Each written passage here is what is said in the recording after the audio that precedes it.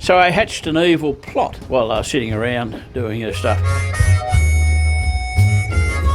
Any of you people that live on the farm and have owned dogs on a rural situation will know that the dog on his own will very seldom go and chase and kill cattle and kill sheep and attack animals, chooks. But young dogs will lead each other on and do bad things. Anyway, here's these guys having a pretty good time, young blokes, a little bit of drug involvement back in the old days.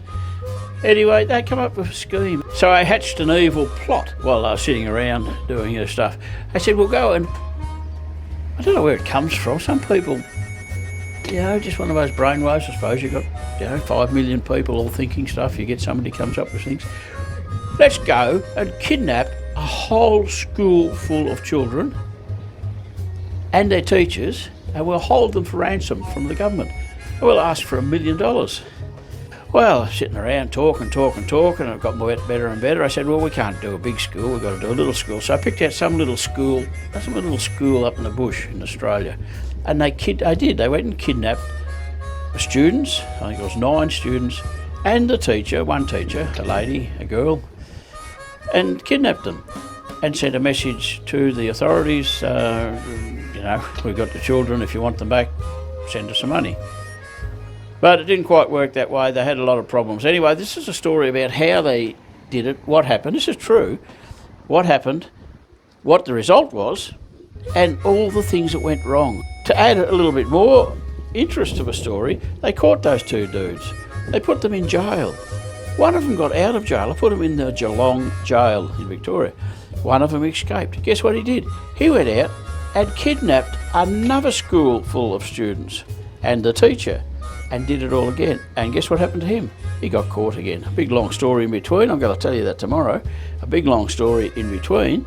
Very interesting. It just goes to show you. Now, he served his time. I think he served 20 years or something like that. He actually refused parole. He was offered parole and refused it, and they let him out.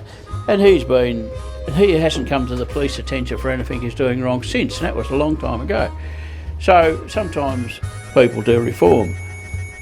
But, it makes you wonder, doesn't it, what people are thinking. Get some money, we'll kidnap these students and we'll get some money. Now, coming to a small community, probably in America it'd be like Tennessee, Appalachians, a small community, everybody knows everybody, and you're going to go up into the hills and kidnap a school full of children. Well, instantly you've got the whole community, the whole 400-mile radius community, all looking for somebody different. Who's this person? Who was that car? Did you hear what happened? It's really not going to work, But anyway, he had 2 goes at it. Never got $1, and he got some free accommodation. We'll get on to that story and I'll tell it to you. Cheers, guys. Have a good one wherever you are. And don't... the election's over now. Trump got in again. Well, that's interesting. We'll see what happens. See you guys. Bye. Have a good one.